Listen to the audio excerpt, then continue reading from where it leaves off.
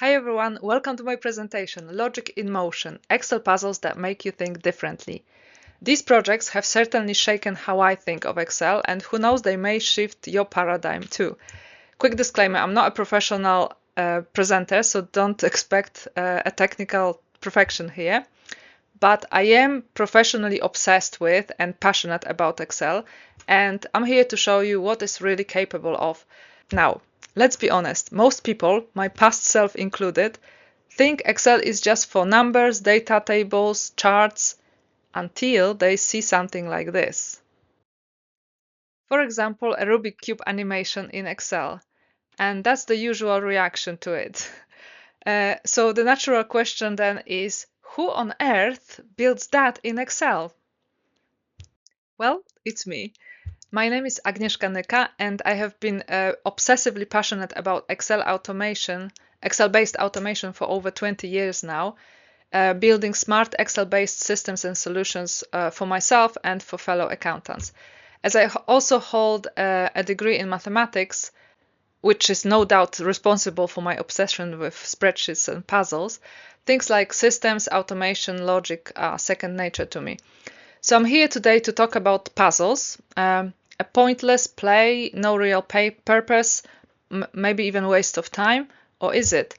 Because I've actually found that the more puzzles I solved in Excel, the better I got in tackling real world problems. So the playing with puzzles has truly changed how I see financial models and workflows now.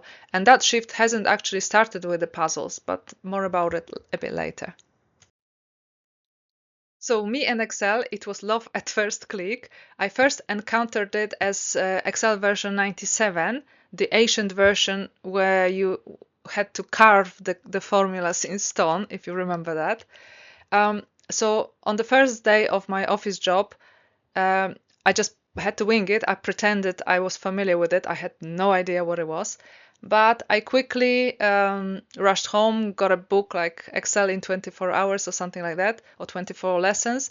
I stayed up overnight. I annoyed my roommates, and I learned enough tricks to impress people in the very first week, enough to get that Excel expert label, which I definitely did not deserve at the time. But yeah, I got it, and I had to live up to it ever since, because ever since that very first week, people kept coming to me with Excel questions, and I had to answer them. I've always been obsessed with automating my own work, and at some point I went on to build solutions for others as well, which I still do as a side hustle. So I was happily crunching numbers and pretty much thought Excel was just for that, for numbers and for finance. But that all changed drastically a few years ago when I got one of my most challenging and exciting projects ever.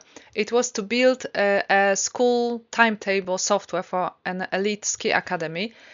And when the CEO of the company called me to explain what needed to be done, as he was explaining it, I thought, oh my God, how one would even attempt something like this? I was like terrified. And then he said, if anyone can do it, it's you. And just like that, the challenge was mine, because I immediately thought, oh, sugar, now I can't say no. I am being perceived as someone who takes on seemingly impossible tasks. I was honored by that, and I had to prove he was right. I mean, to be honest, he was already familiar with what I'm capable of, because I did some financial modeling for that company when they were a startup, at their startup stage. So, but still, this was a totally different thing, completely something that I was not familiar with. So, so I said yes, and if only I knew what I was getting myself into. So the case was so complex that none of the commercially available timetabling software was able to handle it. So I took the challenge, and many years later, I built a very complex bespoke timetable model. The academy was growing, and with it was the challenge. So the amount of both soft and hard constraints that had to be satisfied was growing exponentially week on week. And Excel part of it, even though crazy complex, was actually the easiest element in all this, because once I know what I want Excel to do, it has no choice but to do it. I will torture it until it does it. So that wasn't a problem. It was basically a combinatorial optimization challenge. So I had to come up with and constantly improve a very bespoke scheduling algorithm. Anyway, long story short, for the first time, I was exposed to and fully experienced the potential of Excel in non-financial environment, and I was fascinated by it. There were no numbers, no sales, no cost, no profit, no quantities, no basically hardly any numbers. There were just names of athletes, teachers, coaches, rooms, lessons, snow conditions, skiing sessions, and so on. And I loved it. And when it ended, I was heartbroken and I wanted more of the same. But since I wasn't able to find any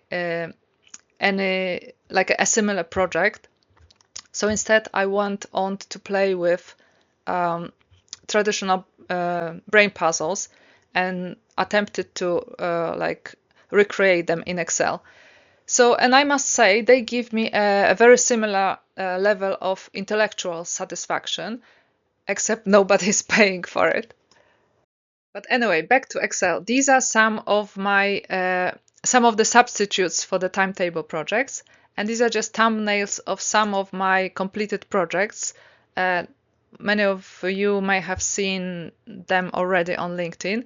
There are many more puzzles in progress, but they are so time consuming. I'm not sure when I'm going to be able to finish them. Let's have a look at these in motion now. This is just a short compilation of the puzzles in motion. Obviously, Galton board is not a puzzle. It's a simulation of a concept in statistics, but it was fun to do. Domino Search, a very popular puzzle in the Mensa books and one of my favorites. This one, I call it a directional grid puzzle. I actually don't know what its proper name is. Mastermind, one of my favorite childhood games. Nobody wanted to play with me, so now I built it in Excel and I can actually play in it. Abacus, again, not a puzzle. It's a visualization of cool number patterns on an abacus. Next one is word search, classic word search in all directions.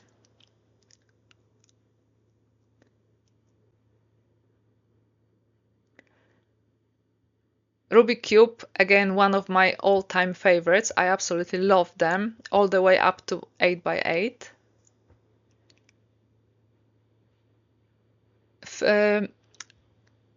Cross-figure puzzle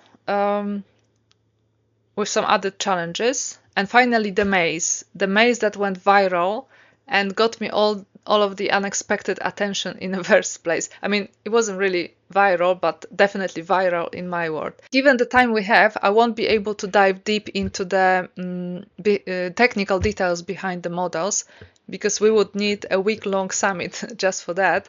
But I will give you a quick overview of some of them and a story behind them, and I will focus on key logic or design ideas that made them work.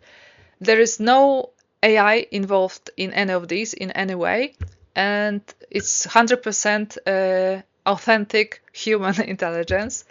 And I also stayed clear of VBA with a one exception, because I really wanted, this was my goal, I really wanted to push just the formulas to do all of this, to drive all the logic. So if you're curious about the more details than I will be able to showcase here, then I'm happy to share the files. But to be honest, I would probably, first of all, I don't even remember how I did some of the parts of the models, because they're quite crazy complex. But also I would probably encourage you to have a go at it, at solving a puzzle of your choice yourself, rather than, even if only partially, rather than exploring mine or someone else's model. You will learn much more, I believe, by attempting to solve it yourself. But anyway, let's move on to first puzzle. Okay, I'm going to start with the less cool ones and move on to more complex ones.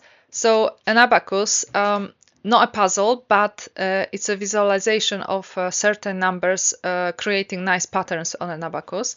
This kid's toy that I saw in a waiting area somewhere is what inspired me, actually. Obviously, it's not an abacus, but made me think of one. And at the same time, I've only just learned about pasting pictures in cells. And that video tutorial, I think it was Layla's, was still fresh in my mind, and I immediately thought of applying this concept to the abacus.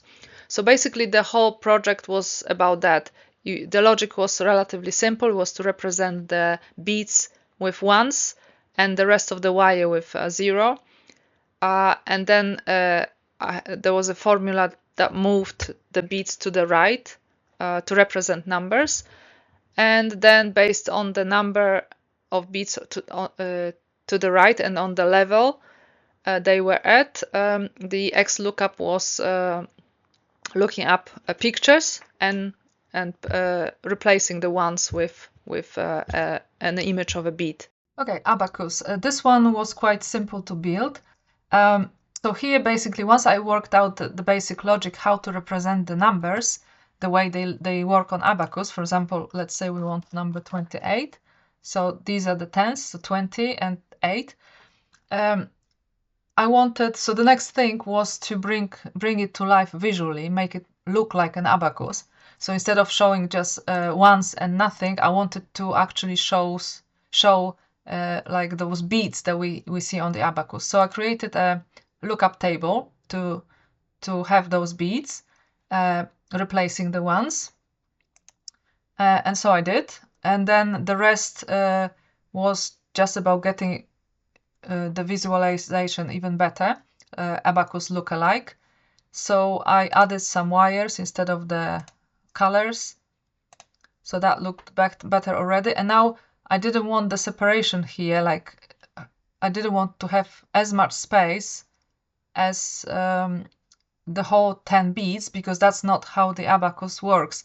This is what I wanted to achieve, like a bit of an overlap. And next, I was just playing with random numbers, which weren't that exciting to look at. So instead, I created a table of numbers that looked better visually and arranged them in sequences that formed nice patterns. Even in the table, they already some of them form nice patterns to look at. And then the final step was just the presentation. So I go through that table with the spin button, and the numbers appear here and they're represented on the abacus. So if we go fast enough, that's what creates this smooth visual animation effect. So as I said before, I call this one a directional grid. I don't know its proper name. So the idea here is to start somewhere, and we have to work out where, to eventually finish in the middle square F, finishing square, having gone through all of the squares once. And so to solve it, I actually created a full path from each of the 24 squares, following the directions. So the directions are like 3R means move three to the left, 3 squares to the left, 1D, 1 down, and so on. So I created all of those paths from each of the 24 squares, and each path eventually led to the square F, but only one has done so, having gone through all of the squares, which was the requirement. And then I just added the visualization, and I hard-coded the arrows just for extra effect. A trigger warning with this puzzle: you may spot an occasional VLOOKUP here and there. And no, it's not cool these days, but bear in mind that I started this puzzle a long time ago, well before dynamic arrays.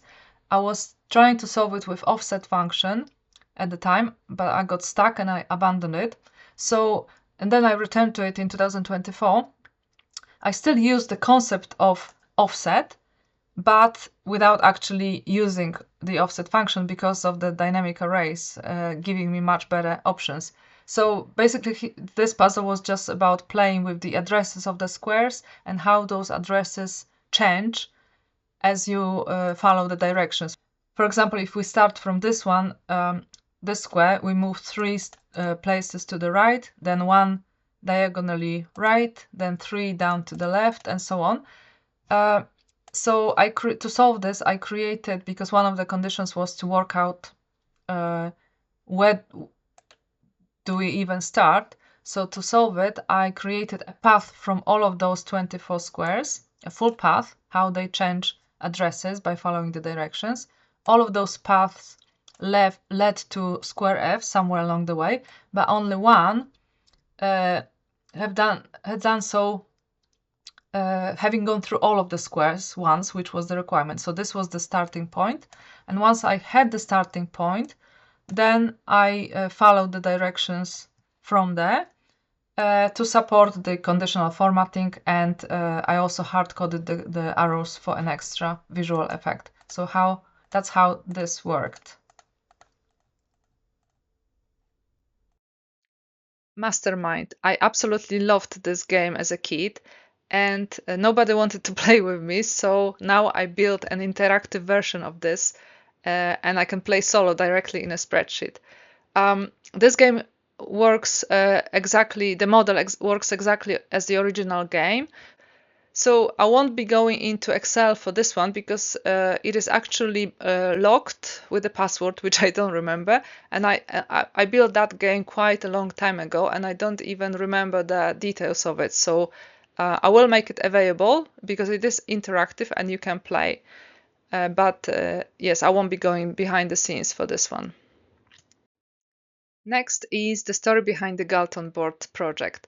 So I came across this page in one of the maths books, and immediately, as soon as I saw that triangle with the dots, even before reading the description of it and knowing what it is, I immediately thought, whatever it is, this is my next project. This is my next Excel challenge. So then I read what it was, and then I liked it even more. So I went on and did some research on Galton board. So I found this video of the simulation on YouTube, and I was fascinated by it. As soon as I saw it, I'm thinking, oh, this is so going on Excel. I have no idea how to do it, but I was going to do it. So, and this is what I achieved. And you can hardly tell the difference, right? So this was the only project that had to have a little bit of VBA in it, because the concept here is as each ball falls from the top on the first black pin, it's got an equal chance, 50-50, of falling to the right or to the left. And the same happens on each subsequent level, so that they end up in one of the bins. And with a large enough sample, that final result is that the majority of the balls are in the middle bin, then a bit less on the sides, and so on. So the result always reverts to the natural curve, the bell curve. And so this is a truly random simulation. Every time I run this macro, it's completely different, the balls. So I use the VBA to create a random path for each ball and then memorize it, and then so that I could visualize how its way to the bin.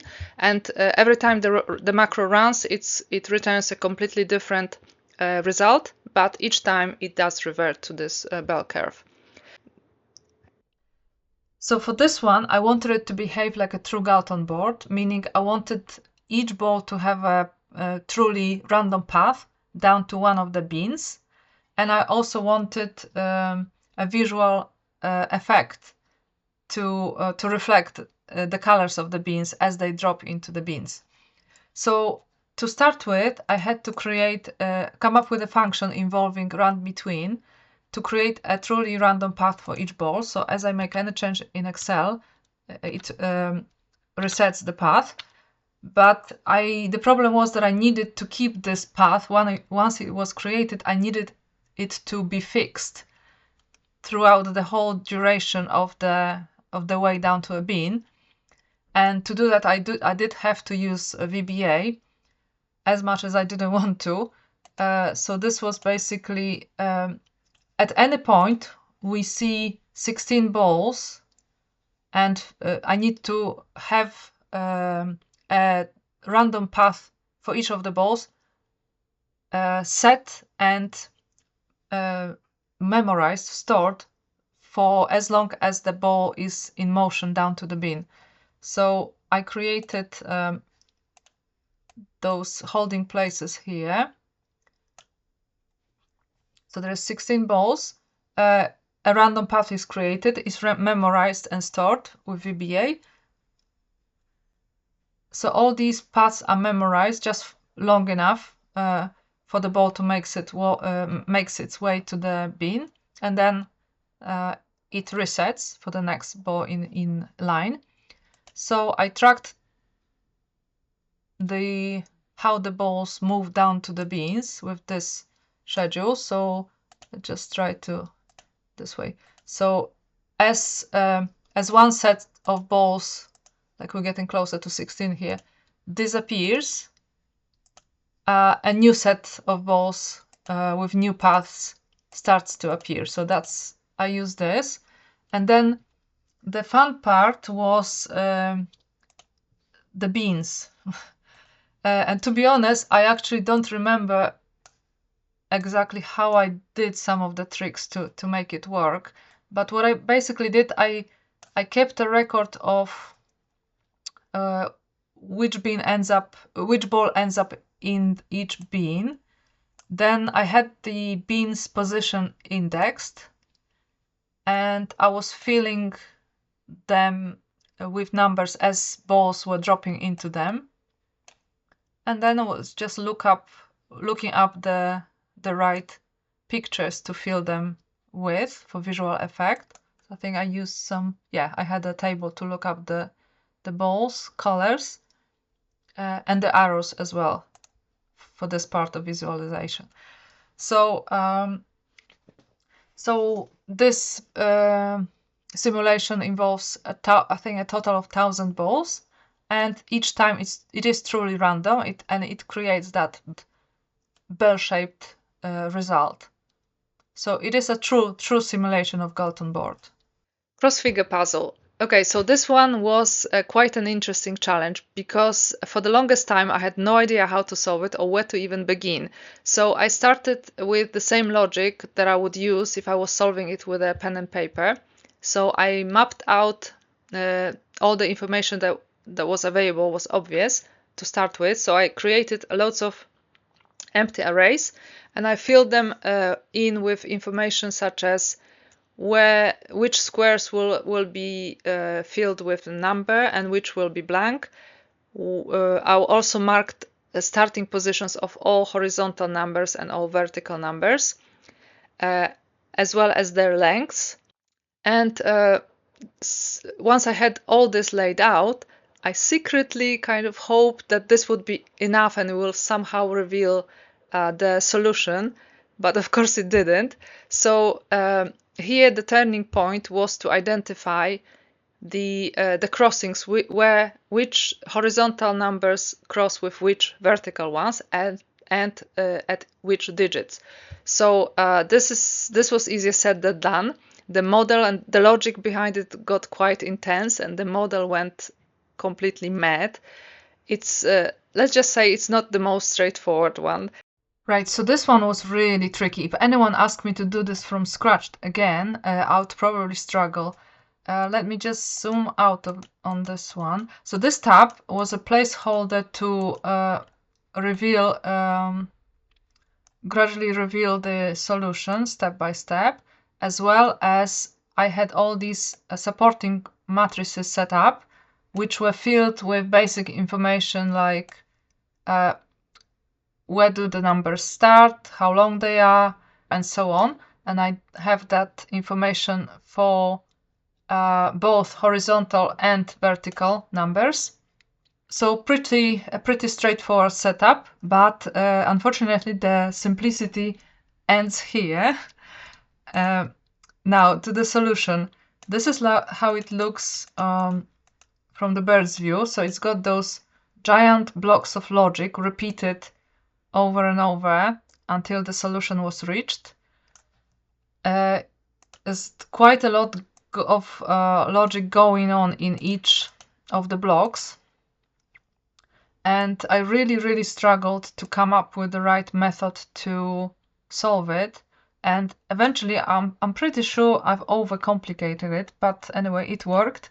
So I was using these crazy visuals to help me write the formulas, because what I wanted to do, or what I decided to do, was to treat each vertical number as horizontal one. So I would be comparing, I would have a set of original horizontal numbers, and I would be looking for crosses of them crossing with vertical numbers, which were actually presented as horizontal. That was that got quite messy. So I have no idea how I managed to do it, but it somehow worked. So the domino search was another one that I struggled to solve for quite a bit. Once I've built a solution for set 1, as you can see, I have total of 12 sets here. So once I built a solution for set 1, it failed on set 2. So I added a bit more logic and it worked, and then it failed on set 3, and so on. So it kept failing all the way until set 12, at which point I ran out of sets, and I wanted to test it even more, so I created a kind of random, I manually put a random set, and it failed on it. So, but at this point I decided not to push the model any further, because all those sets I got from Mensa books, and I thought maybe they are arranged in a specific solvable way, and my random set may not necessarily have a solution. So I don't know that, but I just didn't want, I decided basically to stop there. Okay, this model is even crazier than the cross figure one. Let me just zoom out and show you how this looks from distance. So I've got, again, I'm repeating blocks of logic. This area is just one block of logic, and I have 15 of them. And there is a lot going on within each one. There is like up to, I think, 11 steps within each block, and they each work out the different things. They will first start with the low hanging fruit, the easy tiles that can be identified because there is no other option, and from there it gets more complex. So we will be looking for tiles to avoid gaps or isolation. Some parts of the logic would look to eliminate conflicting or duplicate possibilities, and so on. So each of the 11 steps within each of the 15 iterations looks for different things, very complex, and eventually one by one the solution is revealed, and the identified tiles are also marked off here. And for the presentation I had the total of 12 sets. I combined them all together, and I also had a version where they looked like actual domino. Traditional word search puzzle now. So the easiest part in this puzzle is to solve the numbers that go vertical, the same way as we naturally read them, meaning horizontal left to right, because for that you only need to combine all the characters into strings, then search for each of the words within each string, and then track the starting positions and the length of them for visual highlighting, and finally just remove the found words from the words to find list. So instead of building different logic for all the other options like vertical and diagonal and even horizontal left to right, I just manipulated the original matrix in a way so that it behaved as if it was horizontal left to right. So once I had so instead of 8 complex different cases, I had 8 simple horizontal left to right cases, and I could just repeat the same logic for all of them. Right, word search. This one, actually, the solution happened just in one tab. Let me just zoom out and show you how this looks from like a bird's view.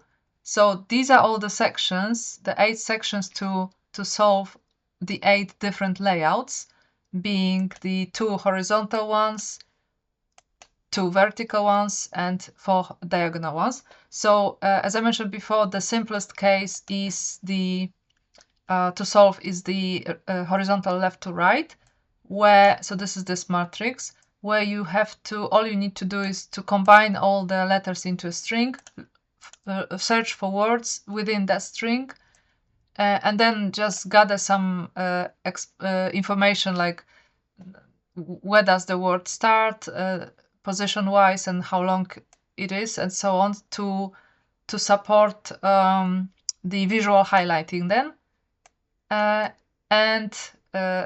So that's it. So that's relatively simple. And for all the other cases, I used exactly the same approach, the same logic, but I manipulated the matrix, this matrix, to behave, for all the cases, to behave exactly as horizontal left to right. So for horizontal right to left, I simply reversed the order of the columns. So, for example, the word wipe is here, but in the original matrix it's actually here, W-I-P-E. And as I also tracked the original position of each letter, I could then highlight the word in its as it appeared on the original matrix. So for vertical ones, I simply transposed the matrix, so I just flipped it on the side. This was also transposed, and in addition, reverse order of columns. The diagonal ones were more tricky, and for this I had to use a technique that was combining drop and V-stack to shift the columns progressively. So instead of the letters looking like the words being having each letter in a different row, I wanted to see them all in one row. So for this, I kind of had this visual help. Like I effectively wanted to cut off this triangle and glue it underneath to make the letters drop into how I wanted them to be. So and this is what allows me to find the solution using the simple logic for this case, but actually highlight them then on the original matrix as they appear. Rubik cube. So this one is this model was not to solve the cube automatically. It was just to visualize and animate how it changes with each move, and also view it from all possible angles. So for this, I started with giving each tile a number, so I could track how it moves when a twist to the cube is applied. And for this, I even sacrificed, as you can see, my own physical cube, and as well as used some like a paper cutout to help me visualize what happens with each move. So in total, I defined 36 possible moves. And for each one, I worked out exactly how the numbers shift, what happens to each number on each of those moves. And I created a database of those. So when you select a move from a drop-down, each cube shows you what happens to each of the sides after this moved. So I will show you this bit in Excel, but just want to say that this model doesn't actually solve the cube for you. You still need to know how to solve it. And for my demo, I started by scrambling the cube with some random moves, so it was totally messed up randomly. And then I looked at the mixed up cube, and one by one I selected moves from the drop-down to solve it based on the standard solving algorithms that I know. So this was quite tedious actually, because in real life I don't think in terms of rotate the top clockwise or the turn right face anti-clockwise or anything like that. It's just all muscle memory, so it's quick. And here I had to spend a lot of time really thinking carefully, not only what move to perform, but also how it's called, and then select it from the drop down. So, but I did that, and then I recorded it in with an extra speed, so that it could, because otherwise it would have been quite boring. So with the speed is similar probably to one of the record breakers in cube solving. Okay, Rubik cube, that was a lot of fun to do. What I wanted to do was not to solve the cube, not for the model to solve the cube, but just to make it possible to rotate the cube in it as if you were rotating the physical one, and to see how the sides look from all possible angles at the same time. So to do that, I gave all the tiles a unique numbers, so you can actually see here. These are the numbers that I gave them to start with, and then as you move the cube, I've identified 36 possible moves to the cube, and each move shifts the position of the tiles in a specific way. So I created a database of what happens to each tile, each of the 54 tiles and 36 moves there. So each tile changes the position accordingly to the move. So this is just a database of what happens to the tiles. So we start with an unscrambled cube, and then as we apply moves of our choice, which are these moves selected here in the drop-down, as we apply them, the position of the original tile changes through the moves. And at the end of it, and I've given it up to 500 moves, so that's plenty to solve the cube and play around. And at the end, we always have the most current view, which is reflected here. So this was the starting view.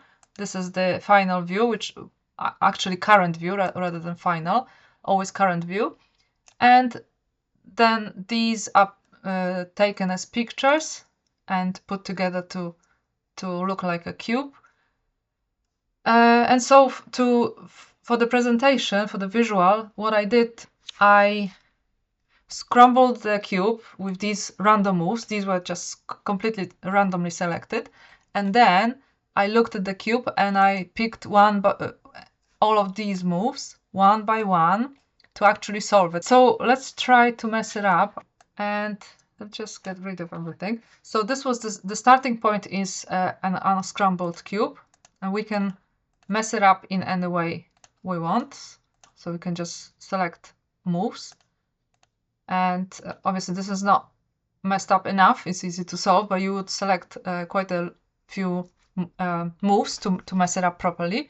And then by looking at the cube, you need to start actually selecting moves that make sense and that lead to solving it. So let's just undo this. So for the presentation, what I did, I recorded going through all these steps one by one, and I then controlled it with the spin button. So as I go, just a step by step only is revealed, and that's how the cube changes progressively. So finally, the maze that went viral in my world and got me all of this unexpected attention and fame in the first place. So there was no particular inspiration for this one. Just for some reason, I kept thinking how something like this could be done in Excel, and I did want to, I just saw it in my head in Excel and in motion, and I just had to do it. So just like with the other puzzles, I had no idea where to start, how to approach it. So I was thinking, okay, best to start as if I was solving it with a pen and paper. What would I do? So I mapped out all the ingredients that I knew as a starting point, and then some relationships between them. Worked out the relationships between them. And in this case, the solution actually just revealed itself.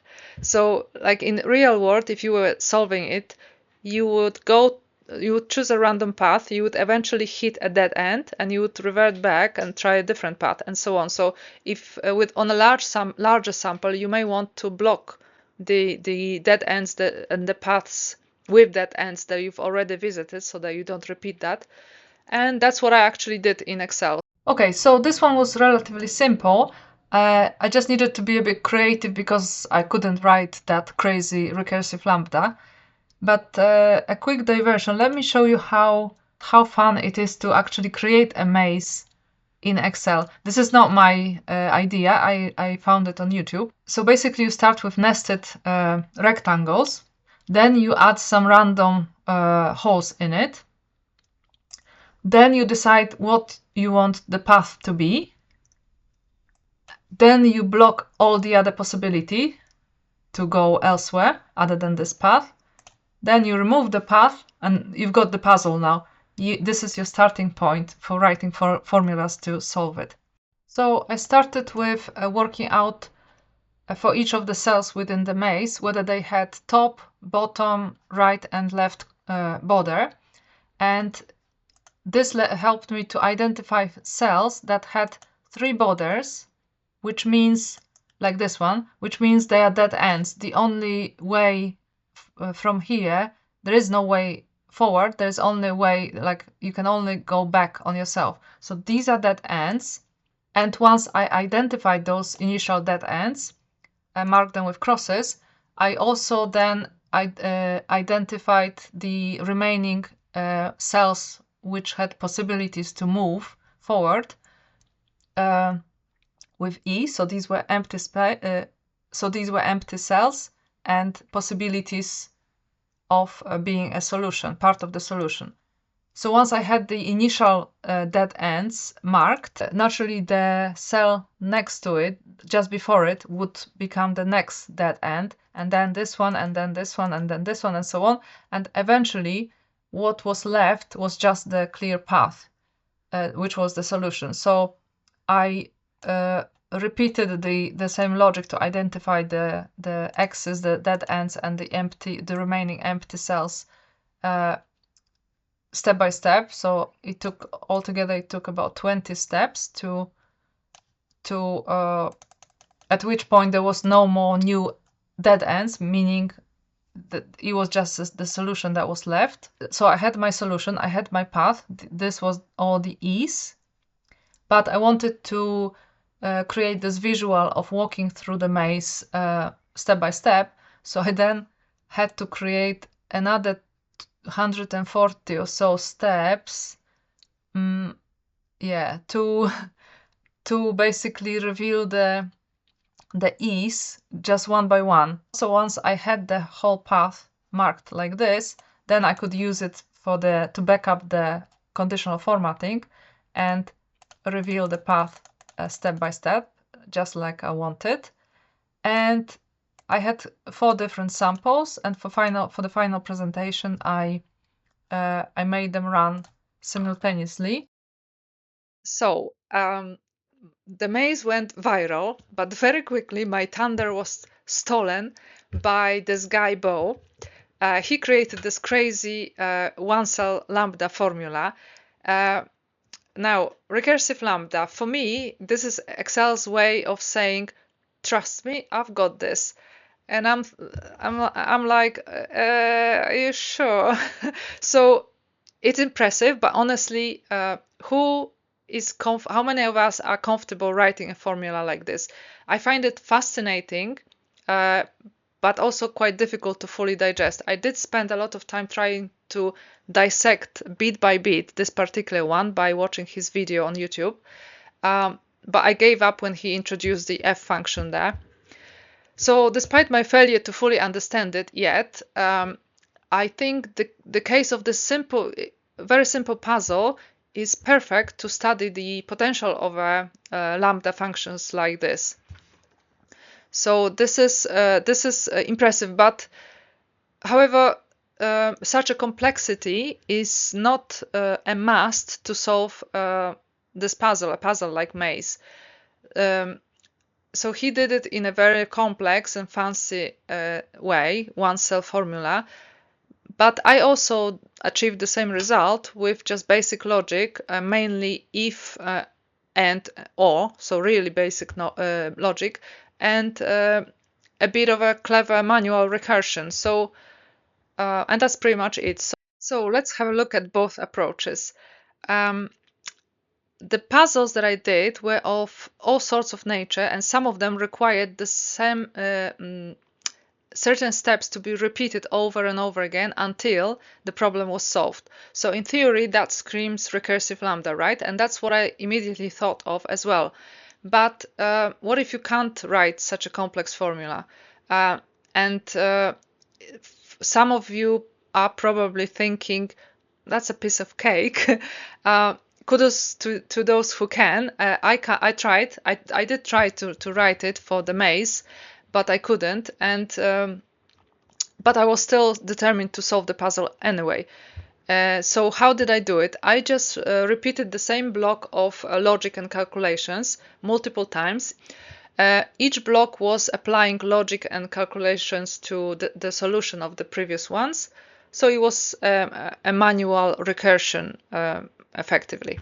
So is this approach scalable? No, but I wasn't building a tool for the masses. I was solving a very specific puzzle of a very specific size. So just like with the timetable project, it didn't have to work for every school. It only had to work for this particular academy, for their unique constraints and their unique size. So sometimes we do need to build bespoke solutions that don't need to work on any data set. They need to work well on a very, very specific one. So the point is that just because you can't write a recursive lambda, it doesn't mean you are out of options. You can probably still solve the problem. So why do I do this? I do feel that my Excel skills have catapulted to another level after the timetable projects. Life has never been the same since.